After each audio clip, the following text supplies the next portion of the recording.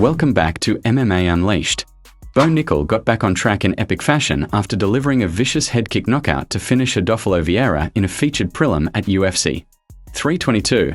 After outstriking Vieira for the better part of 2 rounds, Nickal saw an opening to unleash a devastating head kick that connected and sent the former grappling champion crashing to the canvas in a heap.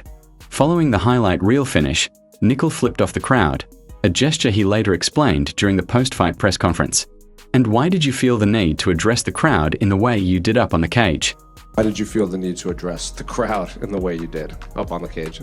Yeah, just feeling like I had something to prove. I have a chip on my shoulder. I think that I wish I was a little bit better person, but I'm not. I'm very competitive, and I'm just a guy. So, I'm out here trying to do my best, but get a little emotional out there when you're fighting in your underwear in front of millions of people. So, yeah. Did it feel good to kind of clap back at them up there, kind of give them the 2-finger salute? I felt like I was just standing up for myself a little bit, It's like, they're going to jaw at me and give me crap, then, I'll give it back to them a little bit. So, I don't look at it as anything other than just standing up for myself a little bit.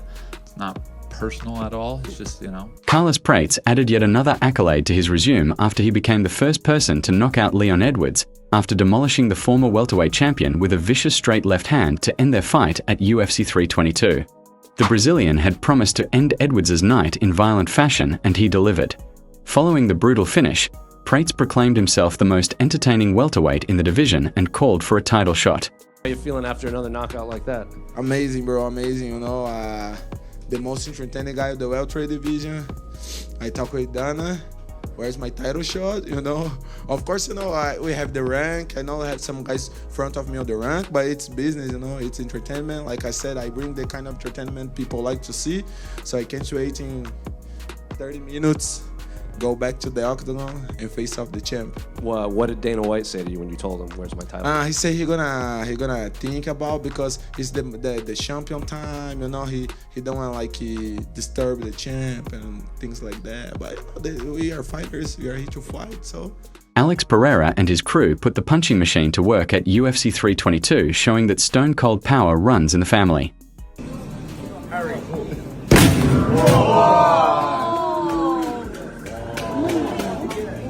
Islam Makhachev added welterweight gold to his impeccable resume with a one-sided decision win over Jack Della Maddalena in the main event of UFC 322 on Saturday. Makhachev's famed wrestling was on full display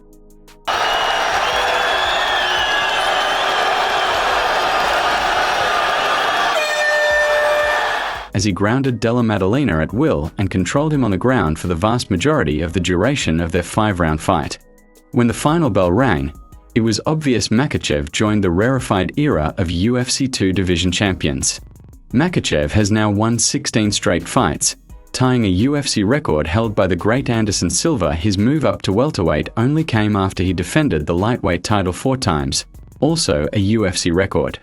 As outstanding as Makhachev was, JDM's flat performance was equally disappointing, and the MMA Saturday's headliner as well. Check out how the MMA community reacted. Ilya Topuria tweeted, "Jack needs an entire camp dedicated just to wrestling. What a disappointment of a champion. You should go to Georgia to learn something. Islam, you need something you can't train. Emotion, you're the most boring thing in this game.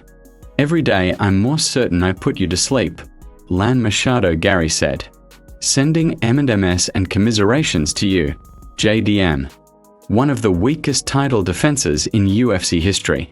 Your prep looked non-existent." Dominic Cruz tweeted, "Having BJJ with no wrestling is like having a gun with no bullets. 0 takedown offense and defense is not going to work. Makhachev is making it look easy." Shavkat Rakhmonov tweeted, "Congratulations to Islam. Excellent performance, but the real challenge at 170 is still me." Hamzat Chimaev said, "Congratulations, Dagestan." Merab Dvalishvili said, "Congratulations, new welterweight champion, Islam. Well deserved." Belal Muhammad said, "I'm happy for Islam to achieve double champ status. That's legendary status in this sport. Khabib and his team deserve it. I have work to do next week. That's my full focus. Jamal Hill tweeted, Islam broke him. He's completely demoralized. Henry Cejudo tweeted, 19 minutes of control time in a 25-minute fight is diabolical. Alan Jubin said, I was completely wrong about this one. I thought with Craig Jones helping him would be the path of victory. The BJJ is actually hurting him. He needed to just wrestle a sprawl. Playing sweeps is not the game. Lone Murphy tweeted, Islam versus Leah. Book it right now before the round is over. Max Holloway said, what a main card so far. All finishes. Fans are spoiled. And here's how Alexander Volkanovski reacted to Islam becoming a welterweight champion. Who's going to give Islam problems? Get me at 170. Get me at 170. We'll get you back on the Maccas. Nah, look again, through that for JDM and film for him. Obviously, you don't get much better dudes than Jack. One of the nicest guys you'll ever meet. After the UFC 322 main event, Dustin Poirier reacted to Islam. I didn't plan on it, but my shuttle just got here and I saw him walk. I wanted to tell Habib and Islam both congratulations, man. What they're doing is incredible. Just won a belt, 15 pounds up. I mean, dominantly. It's just him and his team, the work they're doing and the way they're performing is incredible, man. I gotta respect it, you know? Dillon Danis has never fought in the UFC, but he just got into his second fight at a UFC event. The Misfits MMA champion got into a huge battle just before the UFC 322 main card kicked off, and it appeared he was throwing down with members of Khabib Nurmagomedov and Islam Makhachev's team. Ex-UFC fighter Abu Bakr Nurmagomedov and Magomed Jikov aka John Pork were among those involved in the brawl, with security dragging them away before UFC chief business Officer Hunter Campbell was trying to calm down the ugly situation. Danis was reportedly knocked out in the melee. Here's a clip from Mike Bones showing the moment.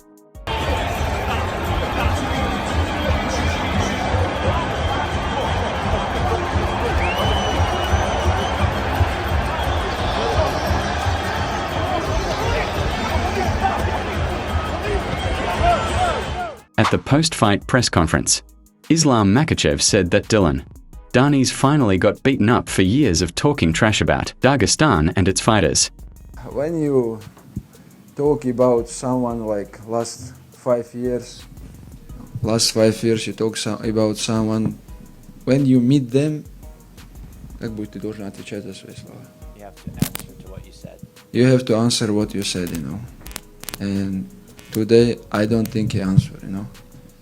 And he still say a lot of bad things about our team, and today he coming and somebody just meet him. He talk about this guy's bad, and today the guys just meet him. That's it. Dana said he's banned from UFC events for life, so he'll never be back to one. He have to ban from this country also. Islam also responded to Topuria's tweet and said he'd make it look easy against them. Yeah, I don't know if you saw his tweet. He said you're like the most boring fighter in the UFC or something like that. I know you said to ask you about him after the fight at Media Day. Can you give us your full thoughts on a fight with him now? No injury, nothing. I don't feel any pains. I'm ready. Who is gonna be next? Let's do this, and I will make it easy. Dillon Danis won't be attending any UFC event ever again. At the post-fight press conference, UFC CEO Dana White addressed the massive brawl that erupted at MSG and announced that Danis is officially banned from all future UFC events. White added that he partly blames himself for moving. Just tell us how disappointed you were to see that and any insight into the fallout. I blame myself for that, actually. They came back and told me right before I walked out for the main card that Dillon Danis was here and he was moving around sitting in fighter seats and not sitting in his own seat that he had. He had a ticket. And they said, do you want us to throw him out of here? And I said, he has a ticket? And I said, yeah. And, you know, they told me, they said, Masvidal said he's going to fuck him up on site. And I said, well, where's Masvidal sitting? He said, well, he's 6 or 7 rows away from Masvidal. I said, well, if the guy has a ticket, let him sit in his seat and let him do what he's doing and keep an eye on him. It never even crossed my mind as stupid as this could be, that the entire Muslim Brotherhood was here tonight in the first 5 rows for Islam.